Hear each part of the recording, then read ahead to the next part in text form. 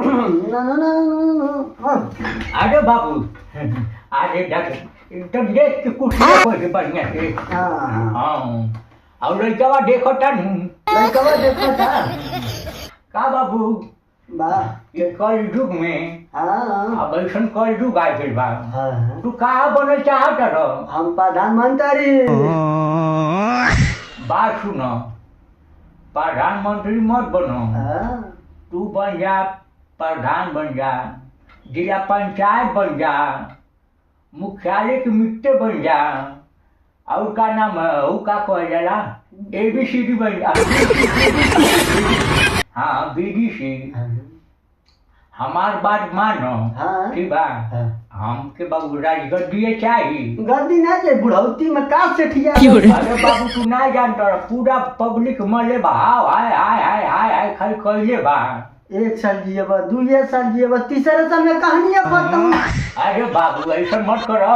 अब भाई पावर बढ़िया में पावर का देखा तेरा जवानी में लड़का के एकदम अवकाश में रहो मारो बेटा झापट के बुल्ला फेंक दो बुढ़ौती में सेठिया मत अरे बाबू देख बता दे छन हम जाना तुम जवान आदमी हो हां हमको तेरी बात को मान जा हां प्रधानमंत्री बन जा पूरा ध्यान से सुनो हां हम प्रधानमंत्री बन जाओ हां ठीक बा पूरा देश का अच्छा से सेवा करो बुझल हो हां ताकि हमारो नाम रोशन हो जाए ठीक बा जैसे नाम लोग कहत ना हरिंदर हरिंदर उसे पूरा झमेला नहीं रहे हमार नाम है खाली हरिंदर झमेला डॉक्टर बोले काचा थोला ठिया ले आई तुहार अरे बाबू लाठी बात मत करो पहले हमार बात सुन लो अब जान तो नहीं खो आजकल के जमाना में बढ़िया बढ़िया लड़की बढ़िया बढ़िया लड़के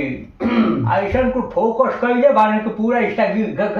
इंस्टाग्राम माने इंस्टाग्राम कहल जाला इंस्टाग्राम बुढ़ौती में इंस्टाग्राम हाँ बुढ़ौती में इंस्टाग्राम कहल जाला इंस्टाग्राम अंगुलिया स्टेरॉइड जाला कोई काम फोन आईफोन एप्पल का एप्पल के सॉरी गलती हो गई हाँ हाँ एप्पल बात ई बाबू तू ज्यादा झमेला मत पालो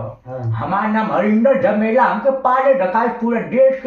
पूरा देश हम तरक्की करब पूरा देश हम चैंपियन बना दे हमारो नाम है कम ना मनीष हमारो नाम है अरे हम कुर्सियां हम बैठेंगे अब इतना बार भैया लोग रोवे लोग बताई हाई लड़िहन की हम लड़ब ऐसा बाबू हमके लड़े न ढेर दिन ना जिएबा बुढ़ऊ